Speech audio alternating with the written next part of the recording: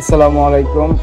আমরা যদি এখন লক্ষ্য করি তাহলে আমরা দেখতে পারবো যে এখন হচ্ছে গিয়ে যারা পড়ালেখা শেষ করছে এদের মধ্যে এক তৃতীয়াংশই দেখা যাচ্ছে উদ্যোক্তা হওয়ার জন্য কাজ শুরু করছে বা করেছে বা করবে, এটা নিয়েই ভাবছে।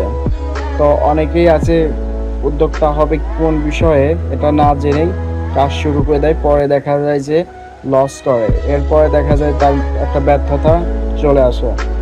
তো আমার মনে হয় যারা আমরা উদ্যোক্তা হব বা উদ্যোক্তা হতে চাচ্ছি, তো আমরা যে ফরম্যাট নিয়ে কাজ করব ওইটার বিষয়ে আগে বিস্তারিত জানতে হবে এবং কিভাবে মার্কেটিং করতে হয় এটাও জানতে হবে, কারণ উৎপাদন সবাই করতে পারে কিন্তু কিভাবে বিক্রি করতে হয় এটা অনেকেই জানে না। তো সব কিছু জানার পর যদি আমার মনে হয় যে একজন উদ্যোক্তা উদ্যোক্তা হয় বা হতে হওয়ার যে কার্যক্রম আছে শুরু করে, মনে হয় না সে ব্যর্থ হবে।